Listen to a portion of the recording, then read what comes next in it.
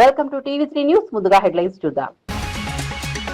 Cancer చిన్నారుల మధ్య జన్మదినాన్ని జరుపుకున్న బాలకృష్ణ. బసవతారకం ఆసుపత్రిలో భావోద్వేగ క్షణాలు. చిన్నారులకు ధైర్యం చెప్పి బహుమతులు అందజేసిన బాలకృష్ణ. పుట్టినరోజు సేవా కార్యక్రమాలతో ఆకట్టుకున్న బాలయ్య బాబు.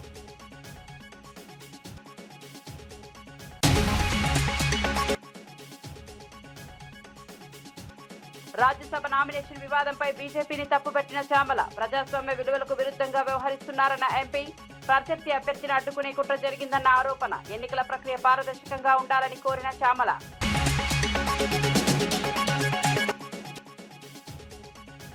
స్టీల్ ప్లాంట్ ప్యాకేజీపై కేంద్రాన్ని విమర్శించిన జగన్. ఉద్యోగుల సంక్షేమానికి ప్యాకేజీ ఉపయోగం లేదన్న జగన్. ప్లాంట్ భవిష్యత్తుపై స్పష్టత ఇవ్వాలని డిమాండ్. ఆధునీకరణకు నిధులు కేటాయించాలని కోరిన వైఎస్ జగన్.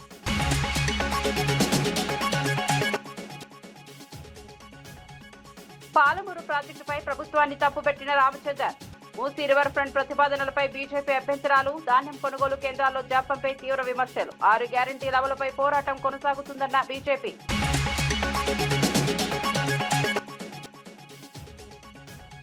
చిన్నారి అదృశ్యంపై ప్రభుత్వాన్ని నిలదీసిన వరద కళ్యాణి. 4 రోజులైనా స్పందన లేదంటూ విమర్శించిన ఎమ్మెల్సీ. చిన్నారి ఆచూకీ కోసం ప్రత్యేక చర్యలు తీసుకోవాలని డిమాండ్. ప్రజల భద్రతపై ప్రభుత్వం అప్రమత్తంగా ఉండాలన్న కళ్యాణి. ఇక వార్త వివరాల్లోకి వెళ్తే, నందమూరి బాలకృష్ణ తన జన్మదిన వేడుకలను హైదరాబాద్ లోని బసవతారకం ఇండో అమెరికన్ క్యాన్సర్ ఆసుపత్రిలో ప్రత్యేకంగా నిర్వహించారు. క్యాన్సర్ తో పోరాడుతున్న చిన్నారుల మధ్య కేక్ కట్ చేసి వారితో ఆప్యాయంగా గడిపారు. చిన్నారులతో మాట్లాడి వారి ఆరోగ్య పరిస్థితులను తెలుసుకుంటూ ధైర్యం చెప్పారు. ఆసుపత్రిలో ఏర్పాటు చేసిన ప్రత్యేక కార్యక్రమాల్లో పాల్గొన్న బాలకృష్ణ చిన్నారులకు బహుమతులు అందజేశారు. చిన్నారుల ముఖాల్లో ఆనందం చూడటం తనకు ఎంతో సంతోషాన్ని కలిగించిందని తెలిపారు. అభిమానులు కూడా ఈ కార్యక్రమాన్ని ప్రశంసిస్తూ బాలకృష్ణ మానవతా దృక్పథాన్ని కొనియాడారు. ఆసుపత్రి వైద్యులు సిబ్బంది సందర్భంగా బాలకృష్ణకు జన్మదిన శుభాకాంక్షలు తెలిపారు. చిన్నారుల మధ్య జన్మదినాన్ని జరుపుకోవడం ద్వారా వారికి మరింత ధైర్యం, ఉత్సాహం కలుగుతుందని ఆశాభావం వ్యక్తం చేశారు. ఈ కార్యక్రమం ఆసుపత్రిలో భావోద్వేగ పూర్విత వాతావరణాన్ని కలిగించింది.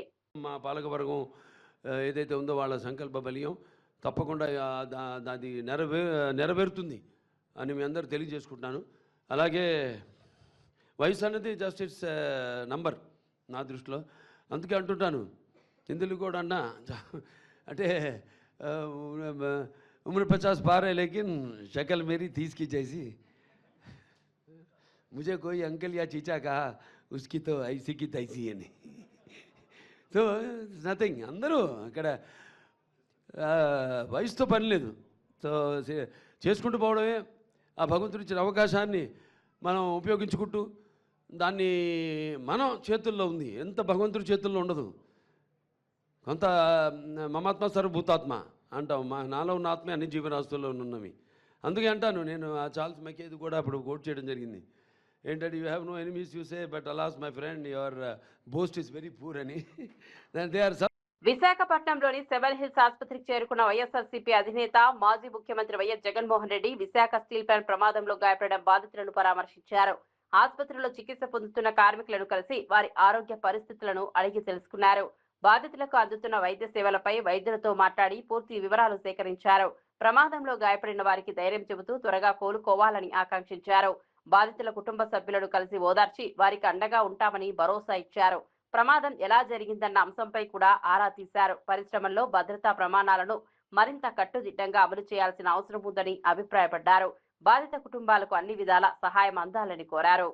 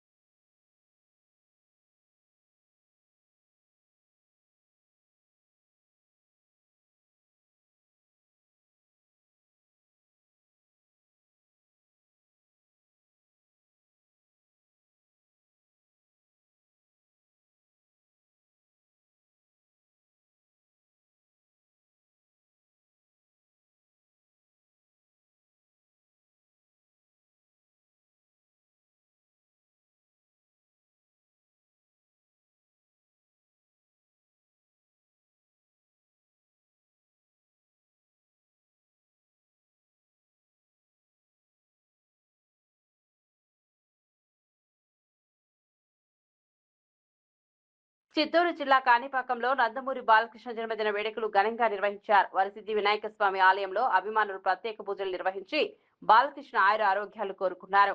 మంత్రి కొల్లు రవీంద్ర ఆధ్వర్యంలో కేక్ కట్ చేసి సంబరాలు నిర్వహించారు. ఈ సందర్భంగా బాలకృష్ణకు జన్మదిన శుభాకాంక్షలు తెలియజేస్తూ ఆయన ప్రజాసేవా కార్యక్రమాలను ప్రశంసించారు. అభిమాన సంఘాల ఆధ్వర్యంలో అన్నదాన కార్యక్రమాలు నిర్వహించి పేదలకు భోజనాలు అందించారు. కార్యక్రమంలో ఎమ్మెల్యేలు గురజాల జగన్మోహన్, మురళీమోహన్ తదితరులు పాల్గొన్నారు. జిల్లా నలుమూలల నుంచి అభిమానులు భారీగా తరలివచ్చి వేడుకల్లో పాల్గొన్నారు.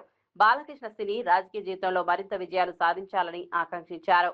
ఆలయ ప్రాంగణం మొత్తం పండుగ వాతావరణాన్ని తలపించింది.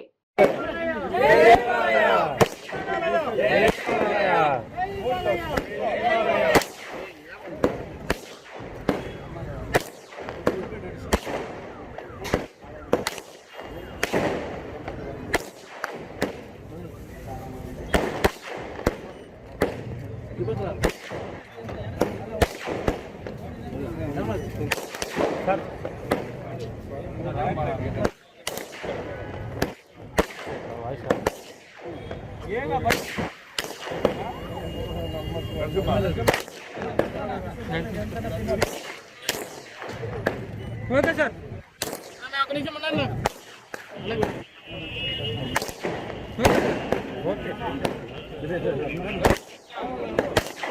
అన్నా ఓకే తీసుకున్నా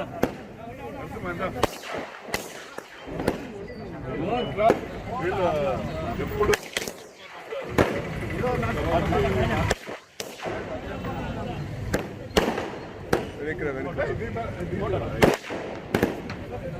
ఓకే సార్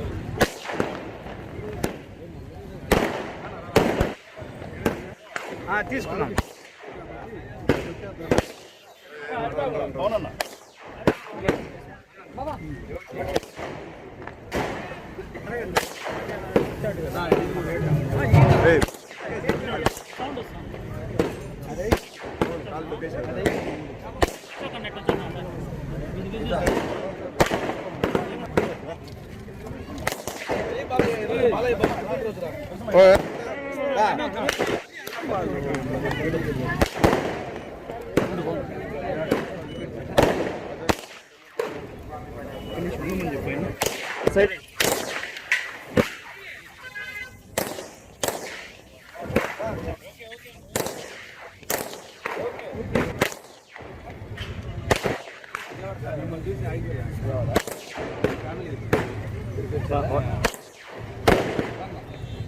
ఫోన్ కొద్దిగా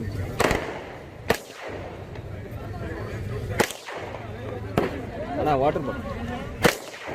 మల్కాజ్గిరిలో సంచలనం సృష్టించిన హత్య కేసులో పోలీసులు కీలక వివరాలను వెల్లడించారు. నిందితుడు అరుణ్ తన భార్య నిషారాణిపై అనుమానం పెంచుకుని గన్తో కాల్చి హత్య చేసినట్లు దర్యాప్తులో తేలింది. మొదటి భార్యకు విడాకులు ఇచ్చిన అనంతరం ఆమె చెల్లెలైన నిషారాణిని వివాహం చేసుకున్నట్లు పోలీసులు తెలిపారు. గత 6 నెలల క్రితం అక్రమంగా రివాల్వర్ కలిగి ఉన్న కేసులో అంబర్పేట పోలీసులు అరెస్ట్ చేసి జైలుకు పంపినట్లు వెల్లడించారు. ఇటీవల భార్యపై అనుమానాలు పెరగడంతో తీవ్ర మనస్తాపానికి గురైన అరుణ్ ఈ దారుణానికి పాల్పడినట్లు తెలిపారు. ఘటన అనంతరం పోలీసులు కేసు నమోదు చేసి విచారణ చేపట్టారు. నిందితులను అదుపులోకి తీసుకుని ఆయుధం స్వాధీనం చేసుకున్నారు.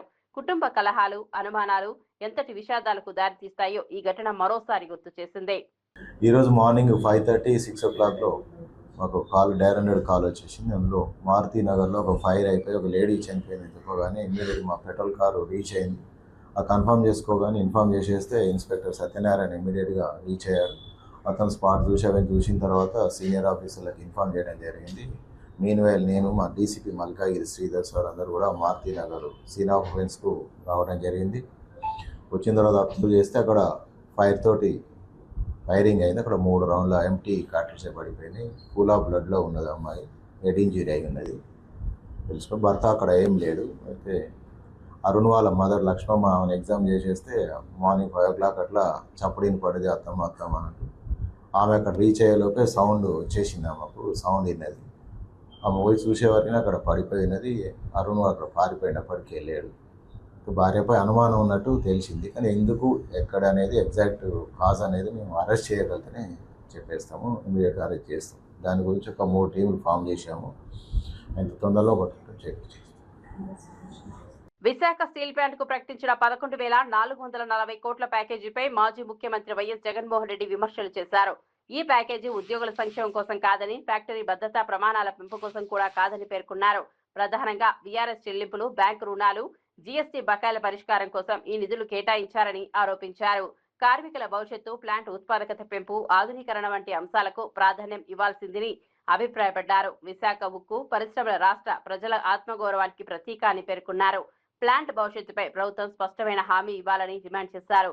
కార్మికుల సంక్షేమం, ఉద్యోగ భద్రతకు సంబంధించి పూర్తి వివరాలు వెల్లడించాలని కోరారు.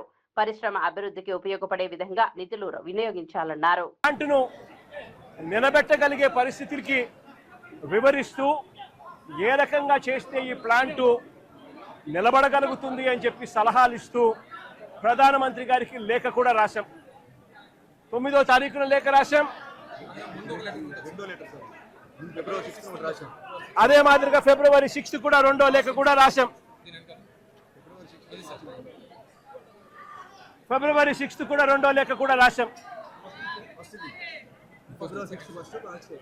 ఫిబ్రవరి 6, మార్చి 9. అది చూపించు. 2 లేఖలు ప్రధానమంత్రి గారికి రాశాం. ఫిబ్రవరి 6, మార్చి 9. దీని తర్వాత మేలో 2021 మేలో ఏకంగా అసెంబ్లీలో తీర్మానం చేశాం. ఇది అసెంబ్లీలో తీర్మానం చేసిన మినిట్స్.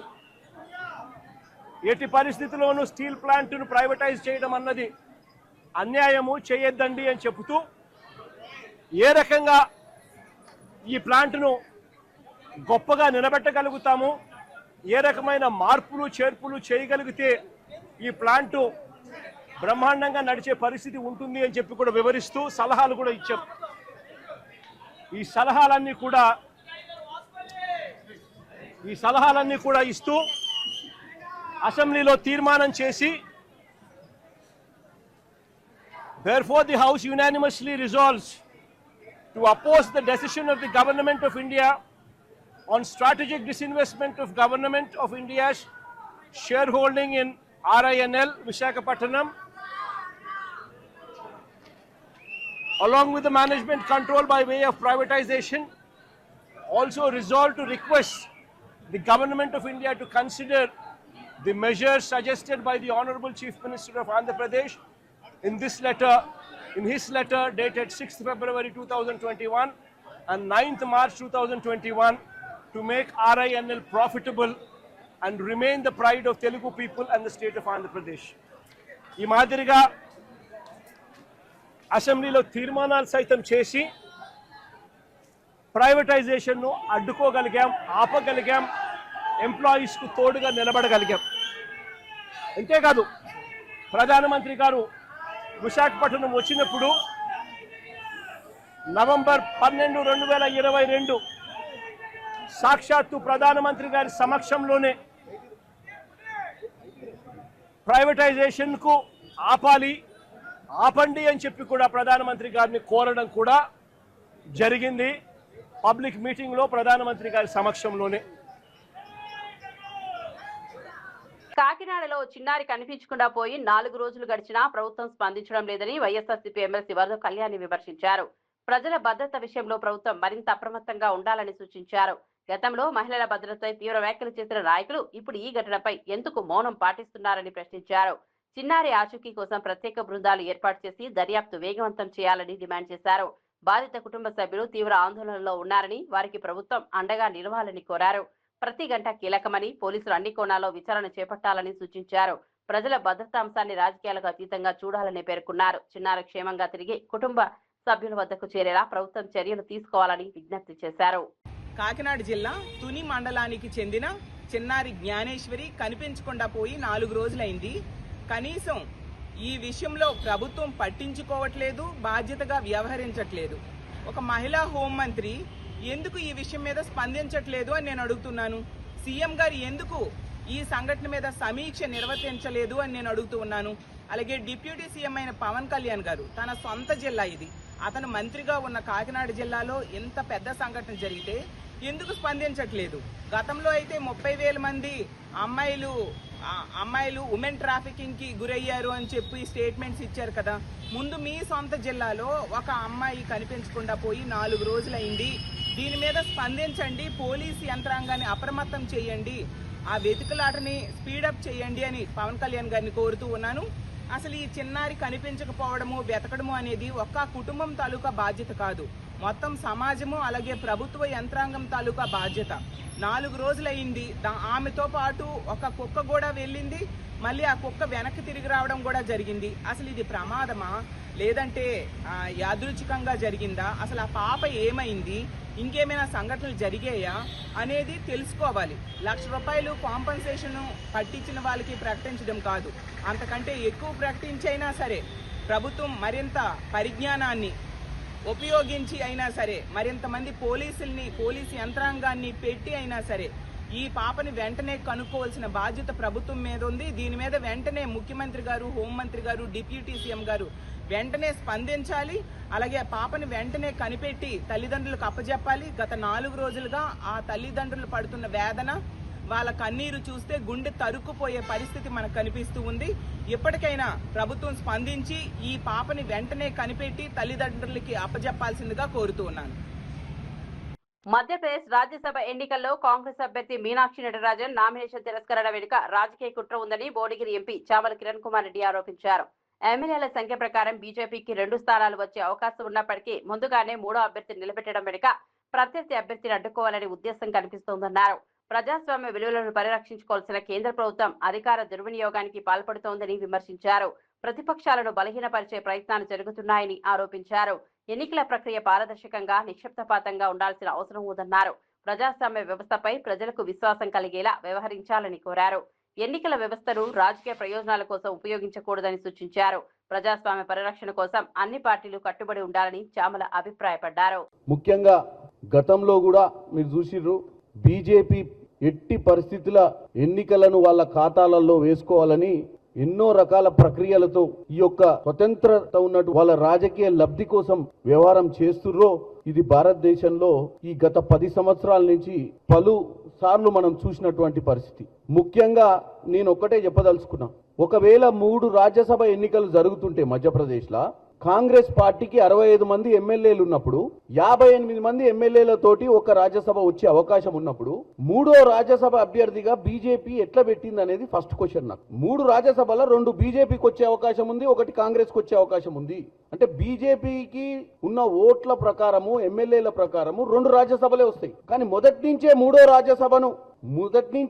రాజ్యసభను పెట్టి వాళ్ళకున్న కాన్ఫిడెన్స్ ఏంది? ఏ విధంగానైనా కాంగ్రెస్ పార్టీ అభ్యర్థిని పక్క తప్పియాలన్న ఆలోచన ముందు నుంచి ఉన్నట్టుగానే తెలుస్తుంది. ఈ విధంగా ఇంత దౌర్జన్యంగా, ప్రణాళికబద్ధంగా, అక్కడ సబ్జెక్టుకు సంబంధం లేకుండా ఏ విధంగానైతే ఈరోజు ఇంత దౌర్జన్యానికి పాల్పడుతుందో ఎలక్షన్ కమిషన్ ఆఫ్ ఇండియా, ఇప్పుడు 12 గంటలకు వాళ్ళు తీసుకునేటువంటి నిర్ణయాన్ని బట్టి దేశ ప్రజలు ఆలోచించాల్సిన అవసరం ఉంది. ఎందుకంటే దౌర్జన్యం అంటే ఇక రాజకీయాలలో ఏం లేదు, ఇక వేరే ఆలోచన. ప్రతిపక్ష పార్టీలను నిర్వీర్యం చేయడము, ఇటు పార్లమెంట్లో మన ఆమ్ ఆద్మీకి సంబంధించినటువంటి 7 ఎంపీలను తీసుకోవడమే కాదు, ఎక్కడ ఎన్నికలు జరిగినా కానీ ఇట్లా రిజెక్ట్లు చేయడము, ఏ సంబంధం లేకుండా, రూల్స్ పాటియకుండా, ప్రైవేట్ కంప్లైంట్స్ని ఆధారం చేసుకొని, ఒక ప్రైవేట్ కంప్లైంట్కి ఏం శాంటిటీ ఉంటుందని అడుగుతున్నా నేను. ఒక ప్రైవేట్ కంప్లైంట్ని తీసుకొని ఆధారంగా ఈరోజు తెలంగాణ నుంచి ప్రైవేట్ కంప్లైంట్ని డిక్లేర్ ఎందుకు చేయలేదని చెప్పి మీనాక్షి నటరాజన్ గారి అప్లికేషన్ని రిజెక్ట్ చేసినట్టుగా మాకు సమాచారం అందింది. బిఎన్ఎస్ఎస్ సెక్షన్ 233 ప్రకారము ఎట్టి పరిస్థితుల్లో ప్రైవేట్ కంప్లైంట్ అనే దాన్ని ఫామ్ 26 అఫిడవిట్లో రాయాల్సిన అవసరం లేదనేది రూలు. మరి ఆ రూల్కి విరుద్ధంగా ఇంత దౌర్జన్యంగా అంటే ఎవరు పట్టించుకోరేనా? నరేంద్ర మోడీ గారు మీకు ఒకటే చెప్తున్నా, ముఖ్యంగా మీరు భారతదేశంలో అత్యధిక కాలము ప్రధానమంత్రిగా ఈ రోజు నుంచి మీరు గతంలో నెహ్రూ గారి రికార్డు బ్రేక్ చేసినా అని సంబరాలు చేసుకుంటున్నట్టు. ఎన్ని సంవత్సరాలు మనం అధికారంలో ఉన్నామని కాదు, ఎంత స్వచ్ఛందంగా, ఎంత ముఖ్యమంత్రి రేవంత్ రెడ్డిపై వ్యక్తిగత విమర్శలు చేయడం సరికాదని ప్రభుత్వ విప్ వేములవాడ ఎమ్మెల్యే ఆది శ్రీనివాస్ అన్నారు. రాష్ట్ర అభివృద్ధి, సంక్షేమమే ప్రభుత్వ ప్రధాన లక్ష్యమని స్పష్టం చేశారు. తెలంగాణకు కేంద్రం నుంచి రావాల్సిన నిధులు, ప్రాజెక్టులు, హామీల విషయంలో బీజేపీ నేతలు తమ బాధ్యతలు నిర్వర్తించడంలో విఫలమయ్యారని విమర్శించారు. రాష్ట్ర ప్రయోజనాల కోసం కేంద్రంపై ఒత్తిడి తీసుకురావాల్సిన నాయకులు రాజకీయ విమర్శలకే పరిమితమవుతున్నారని పేర్కొన్నారు. ప్రభుత్వం అమలు చేస్తున్న సంక్షేమ పథకాలు ప్రజలకు నేరుగా లబ్ధి చేకూరుతున్నాయని చెప్పారు. రాజకీయ ఆరోపణల కంటే అభివృద్ధి అంశాలపై చర్చ జరగాలని సూచించారు. ప్రజల ఆశయాలకు అనుగుణంగా ప్రభుత్వం ముందుకు సాగుతోందన్నారు. తెలంగాణ అభివృద్ధి కోసం అందరూ కలిసి పనిచేయాల్సిన అవసరం ఉందని ఆది శ్రీనివాస్ పిలుపునిచ్చారు. తెలంగాణ బీజేపీ రాష్ట్ర శాఖ అధ్యక్షుడు రామచంద్రరావు గారు రేవంత్ రెడ్డి గారి గురించి వ్యక్తిగతంగా విమర్శలు చేసేటువంటి అంశంలో పెద్ద పెద్ద మాటలు మాట్లాడుతున్న రామచంద్రరావు గారు అసలు గులాంగిరి అనేటువంటి పదానికి నిర్వచనం నరేంద్ర మోదీ గారి దగ్గర చేతులు కట్టుకుని ఆమడు దూరం నిలబడి మీ బీజేపీ శ్రేణులకి ఆ గులాంగిరి అనే పదం వర్తిస్తుందని మాట అంటున్నారు. తెలంగాణ రాష్ట్ర ప్రయోజనాలను పణంగా పెట్టి మీ పదవులను కాపాడుకునే ప్రయత్నం చేస్తున్నారు తప్ప తెలంగాణ రాష్ట్రంలో పండించినటువంటి రైతుల ధాన్యాన్ని మొత్తం కొనిపించలేని వాళ్ళు మీరు దద్దమ్మలు. మా గురించి మాట్లాడే అర్హత మీకు ఉందని మేము అడుగుతా ఉన్నాం.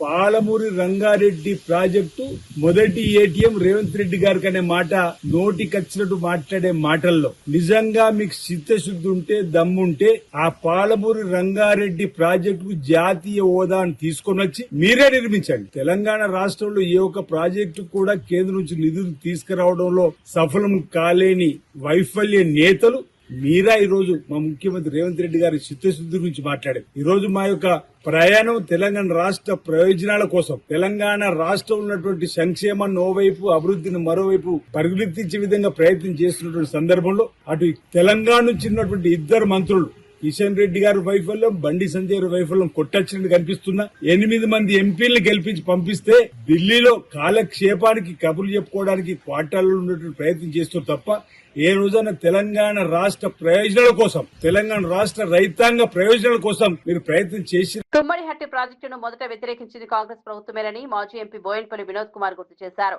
2013లో మహారాష్ట్ర కాంగ్రెస్ ముఖ్యమంత్రి పృథ్వీరాజ్ చవాన్ అధికారికంగా అభ్యంతరం తెలిపారని పేర్కొన్నారు. ఆ సమయంలో కేంద్రంలో, మహారాష్ట్రలో, ఉమ్మడి ఆంధ్రప్రదేశ్ లో కాంగ్రెస్ ప్రభుత్వాలే ఉన్నాయని గుర్తు చేశారు. ఇప్పుడు తుమ్మడిహట్టి అంశంపై కాంగ్రెస్ నేతలు చేస్తున్న వ్యాఖ్యలు ప్రజలను తప్పుదోవ పట్టించే ప్రయత్నమని విమర్శించారు. తెలంగాణ సాగునీటి అవసరాల కోసం కాళేశ్వరం ప్రాజెక్టు ఎంతో కీలకమని స్పష్టం చేశారు. రాష్ట్ర ప్రయోజనాల విషయంలో రాజకీయ ఆరోపణలకు తావు లేదన్నారు. గతంలో తీసుకున్న నిర్ణయాలను ప్రజలు మర్చిపోలేదని వ్యాఖ్యానించారు. తెలంగాణ అభివృద్ధి కోసం అమలు చేసిన ప్రాజెక్టులను వక్రీకరించడం సరికాదని చెప్పారు. మహారాష్ట్రలో ఉన్నది కాంగ్రెస్ ప్రభుత్వం. అక్కడ మరి పృథ్వీరాజ్ చౌహాన్ గారు ముఖ్యమంత్రి గారు, ఇక్కడ కిరణ్ కుమార్ రెడ్డి గారు అప్పుడు ముఖ్యమంత్రి. వారు స్వయంగా లేఖ రాసిండ్రు. పృథ్వీరాజ్ చౌహాన్ గారు 15 అక్టోబర్ 2013లో లెటర్ రాసిండు. ఏం రాసిండు? ఈ ప్రాజెక్టును మీరు ఆలోచన చేసి నిర్మిస్తున్నారు, దీంట్లో 152 మీటర్ల ఫుల్ రిజర్వాయర్ లెవెల్లో నిర్మిస్తే దాదాపు మా గ్రామాలు 22 గ్రామాలు మునుగుతాయి. చంద్రాపూర్లో 8 గ్రామాలు, గడిచొరిలో దాదాపు 2000 పైచిలుకు హెక్టార్ల భూమి మునిగిపోతుంది.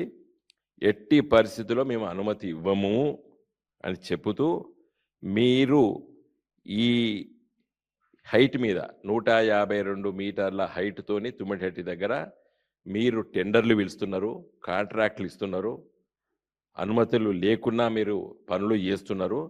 కాబట్టి ఈ పనులన్నిటి కూడా ఆపండి. మేము ఎట్టి పరిస్థితుల్లో 152 మీటర్ల ఎత్తున నిర్మించడానికి పర్మిషన్ ఇవ్వము అని చెప్పింది మహారాష్ట్రలో ఉన్నటువంటి కాంగ్రెస్ ప్రభుత్వం. ఒక ముఖ్యమంత్రి, మహారాష్ట్ర ముఖ్యమంత్రి, ఆనాటి సమైక్య ఆంధ్రప్రదేశ్ ముఖ్యమంత్రి కిరణ్ కుమార్ రెడ్డికి రాసి ఇది ఆపేసేయ్, దెబ్బన నువ్వు పనులు చేస్తే అవి నీకే నష్టము, ఎట్ యువర్ ఓన్ రిస్క్ అని చెప్పి ఆయనే లేఖలో స్పష్టంగా చెప్పిండు. ఇది అన్ఫ్రూట్ఫుల్ ఎక్స్పెండిచర్, పనికి మాలిన ఖర్చు అని చెప్పి కూడా కాంగ్రెస్ ముఖ్యమంత్రి తుమ్మడిహట్టి దగ్గర కట్టద్దని చెప్పి కాంగ్రెస్ ముఖ్యమంత్రి కిరణ్ కుమార్ రెడ్డి గారికి లేఖ 2013లో రాసిండు. కేంద్రంలో కూడా కాంగ్రెస్ ప్రభుత్వం, మన్మోహన్ సింగ్ గారు, ఇది మేము చాలాసార్లు చెప్పినాం. మా హరీష్ గారు 100 సార్లు చెప్పిండి ముచ్చట. కేసీఆర్ గారు ఉపన్యాసాల్లో చెప్పిండ్రు. ప్రజలకు తెలుసు ఎవరిని మోసం చేయదలుచుకున్నది ఈనాటి కాంగ్రెస్ ప్రభుత్వం, రేవంత్ రెడ్డి గారి నాయకత్వాన్ని. ప్రభుత్వాలు, పార్టీలు మారుతాయి కానీ ప్రభుత్వం మారదు. పరిపాలకులు మారుతారు కానీ ప్రభుత్వాలు మారవు. ప్రభుత్వం ఈజ్ ఏ కంటిన్యూస్ ప్రాసెస్. ఆ రోజు కిరణ్ కుమార్ రెడ్డి ఉంటే తర్వాత కేసీఆర్ గారైనరు, తర్వాత ఇవాళ రేవంత్ రెడ్డి గారైనరు. వ్యక్తులు మారుతారు కానీ ప్రభుత్వం ఒకటే ప్రభుత్వం నడిచేది. ఎవరిని మోసం చేయడానికి ఇలా కాంగ్రెస్ బీజేపీ వాళ్ళు రోజు ఒకరి మీద ఒకరు ఆరోపణలు చేసుకుంటే పత్రికలన్నీ ప్రముఖంగా రాస్తున్నాయి. రంగారెడ్డి ఎత్తిపోతల వద్దగా మూసీ రివర్ ఫ్రంట్ ప్రాజెక్టులపై బీజేపీ రాష్ట్ర అధ్యక్షుడు రామచంద్రరావు తీవ్ర విమర్శలు చేశారు. ఈ ప్రాజెక్టులను ప్రభుత్వం ప్రజా ప్రయోజనాల కంటే ఇతర ప్రయోజనాల కోసం వినియోగిస్తోందని ఆరోపించారు. మూసీ అభివృద్ధికి తమకు వ్యతిరేకత లేదని, కానీ గాంధీ సరోవర్ ప్రతిపాదనపై అభ్యంతరం ఉందన్నారు. ధాన్యం కొనుగోలు కేంద్రాల నిర్వహణ రాష్ట్ర బాధ్యత అని గుర్తు చేశారు. దేశంలో కొనుగోలు అయ్యే ధాన్యంలో సగానికి పైగా తెలంగాణ నుంచే వస్తోందని పేర్కొన్నారు. పంట దిగుబడుల అంచనాల్లో ప్రభుత్వం విఫలమైందని ఆరోపించారు. కొనుగోలు కేంద్రాల ప్రారంభంలో జరిగిన జాప్యం రైతులకు ఇబ్బందులు కలిగించిందన్నారు. ప్రజలకు ఇచ్చిన 6 గ్యారంటీల అమలుపై బీజేపీ పోరాటం కొనసాగిస్తుందని స్పష్టం చేశారు. రైతు సమస్యల పరిష్కారంపై ప్రభుత్వం దృష్టి పెట్టాలని సూచించారు. వాళ్ళు మమ్మల్ని ఆరోపణ చేస్తున్నారు. మీ ఆరోపణలు తీసుకొని సిద్ధంగా ఉన్నాం. దాంట్లో మార్పులు చేయడానికి మేము రికమెండేషన్ అడుగుతున్నాం. ఎక్కడో చోట పొరపాటు జరిగినవచ్చు, నేను జరగడానికి అనట్లేదు. ఆ పొరపాటు ఎందుకు జరిగింది, ఎట్లా జరిగింది, దాని మీద ఎంక్వైరీ జరుగుతుంది.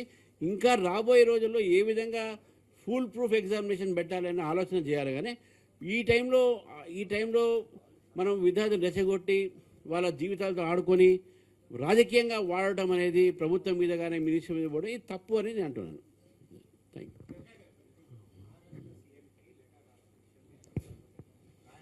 ఎవరు రాశారు? లెటర్ చూపెట్టమని చెప్పండి. లెటర్ చూపెట్టమని చెప్పండి, నేను అప్పుడు మాట్లాడతా. నేను ఆయన రాయలేదు, అబద్ధాలు ఆడుతున్నాడు, నేను చెప్తున్నాను. ఆ లెటర్ చూపెట్టని చెప్పండి. అది ఇప్పుడు చేశారు, అప్పుడేం చేయలేదని ఆయన 10 రోజుల నుంచి ఈ మాట అంటున్నాడు. అది ప్రిపేర్డ్ కావచ్చు కదా. ఇప్పుడు it must have been created for this purpose of public gallery. నేనేమంటున్నా, మహారాష్ట్ర సీఎంకు వాళ్ళు ఆయన మినిస్టర్, ఈయన మినిస్టర్, అడ్మినిస్ట్రేటివ్ రిలేషన్స్ ఉంటాయి, దాంట్లో రాజకీయాలు లేవు. ఈయన ఫోన్ చేసి మాట్లాడితే అపాయింట్మెంట్ తీసుకుంటే తప్పకుండా ఇస్తారు, అపాయింట్మెంట్ ఇస్తారు. ఏ మంత్రి ఏ సీఎం కూడా ఒక సీఎం కలవకుండా పోడు. మా సీఎం కూడా ఇక్కడ వస్తారు, సీఎంని కలుస్తారు, మినిస్టర్ని కలుస్తారు. మేమే వాళ్ళతో అకాంపనీ చేస్తుంటాం కదా. ఎవరు అట్లా, ఇది పొరపాటు. అది మీకు కలవట్లేదు, మాకు అపాయింట్మెంట్ ఇవ్వట్లేదు.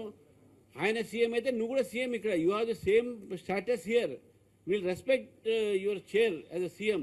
మా తెలంగాణ సీఎంకు మహారాష్ట్ర సీఎం ఇవ్వట్లే అనేది అట్లా ఉండదు. డెఫినెట్గా he will give. And Devendra Fadnavis is a very nice man. He has human approach in him. ఎప్పుడు కూడా ఎవరిని ఇన్సల్ట్ చేయడు, అట్లా లేదు. ఆయనకు చెప్పండి, లేకుండా నేను తీసుకుపోతా మా దగ్గరికి.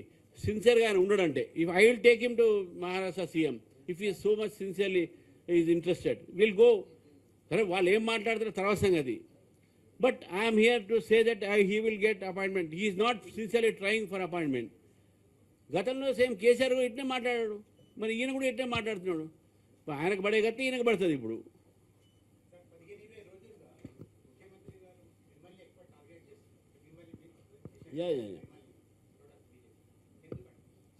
భయపడుతున్నాడు కాబట్టి.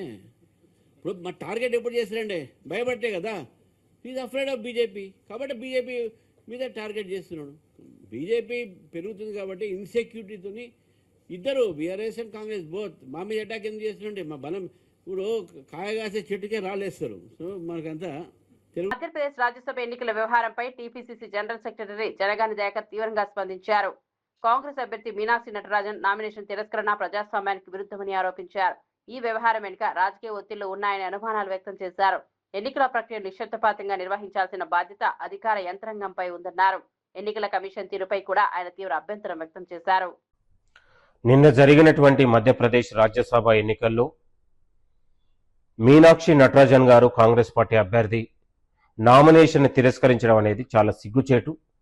బీజేపీ ఏజెంట్గా అక్కడ కమిషన్ పనిచేస్తూ ఉందనడానికి ఇది ఒక నిదర్శనం. కాబట్టి భారత ఎన్నికల కమిషన్ జోక్యం చేసుకోవాలి. తక్షణం అక్కడ ఉన్నటువంటి ఎన్నికలను రద్దు చేసి మధ్యప్రదేశ్ రాజ్యసభ ఎన్నికలను తక్షణం నిర్వహించాలని కూడా కోరుతా ఉన్నాం. అక్కడ మధ్యప్రదేశ్ ఎన్నికల కమిషన్ కాకుండా బీజేపీ కమిషన్గా పనిచేస్తుంది, బీజేపీ ఏజెంట్గా పనిచేస్తుంది. కాబట్టి భారతదేశంలో భారతీయ జనతా పార్టీ రాజ్యాంగ హక్కుల్ని కూని చేసి ప్రజాస్వామ్యాన్ని హత్య చేసే విధంగా వ్యవహరిస్తూ ఉందా అనడానికి ఇది ఒక నిదర్శనం అని కూడా ఈ సందర్భంగా చెప్పుకోవచ్చు. కాబట్టి Madhya Pradesh BJP has destroyed democracy. The Modi government must take responsibility. The election commission has become an agent of ఇవాళ బీజేపీ పార్టీ. కాబట్టి తిరిగి ఎన్నికలు నిర్వహించాలని కూడా మేము డిమాండ్ చేస్తా ఉన్నాం. ఏదైతే ఇవాళ బీఆర్ఎస్ పార్టీ చేస్తున్న తప్పుడు సమాచారం ఉందో, తెలుగు స్క్రైబ్ కావచ్చు, మిర్రర్ కావచ్చు, తక్షణం ఉన్నటువంటి ఈ తప్పుడు సమాచారాలు ఆపకపోతే బీఆర్ఎస్ పార్టీ నాయకులారా తీవ్ర పరిణామాలంటాయని కూడా హెచ్చరిస్తా ఉన్నాం. సేవ్ డెమోక్రసీ విధంగా సేవ్ ఇండియా, సేవ్ కాన్స్టిట్యున్సీతో పాటు దేశ ప్రజలందరూ కూడా ఏకం కావాల్సిన అవసరం ఉంది. కాబట్టి బీజేపీ హఠావో అనే విధంగా దేశ ప్రజలందరూ కూడా తీర్పు ఇవ్వాలని కూడా కోరుతా ఉన్నాం. థ్యాంక్ యూ, నమస్తే. డీజిల్, వంట గ్యాస్ ధరలు తగ్గించాలని డిమాండ్ చేస్తూ కరీంనగర్ లో సిపిఐ శ్రేణులు కలెక్టరేట్ ను ముట్టడించాయి. పెరుగుతున్న ఇంధన ధరల కారణంగా సామాన్య ప్రజలపై తీవ్ర ఆర్థిక భారం పడుతోందని నాయకులు ఆరోపించారు. కలెక్టరేట్ లోకి ప్రవేశించినప్పుడు ప్రయత్నించిన కార్యకర్తలను పోలీసులు అడ్డుకోవడంతో ఉద్రిక్త పరిస్థితులు నెలకొన్నాయి. ఈ సందర్భంగా పోలీసులకు సిపిఐ నాయకులకు మధ్య తోపులాట జరిగింది. కేంద్ర ప్రభుత్వం తరచూ ఇంధన ధరలు పెంచడం వల్ల నిత్యావసర వస్తువుల ధరలు కూడా పెరుగుతున్నాయని నేతలు విమర్శించారు. ప్రజల జీవన వ్యయం రోజురోజుకు పెరుగుతోందని ఆందోళన వ్యక్తం చేశారు. ధరలు తగ్గించే వరకు తమ ఉద్యమాన్ని కొనసాగిస్తామని హెచ్చరించారు. ప్రజా సమస్యల పరిష్కారానికి ప్రభుత్వం తక్షణ చర్యలు తీసుకోవాలని డిమాండ్ చేశారు. నిరసన కార్యక్రమంలో పార్టీ శ్రేణులు పెద్ద సంఖ్యలో పాల్గొన్నాయి.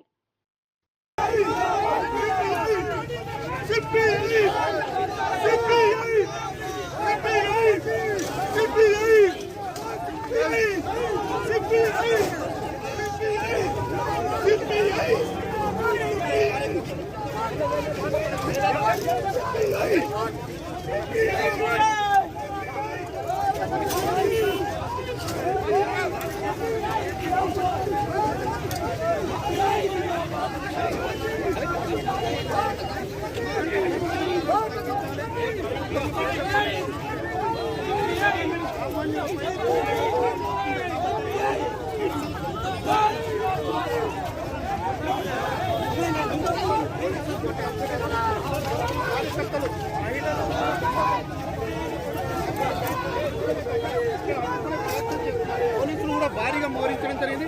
ఎందుకంటే ముందు నుంచి కమ్యూనిస్టులు పెంచిన ధరలు తగ్గించాలని డిమాండ్ చేస్తున్నారు.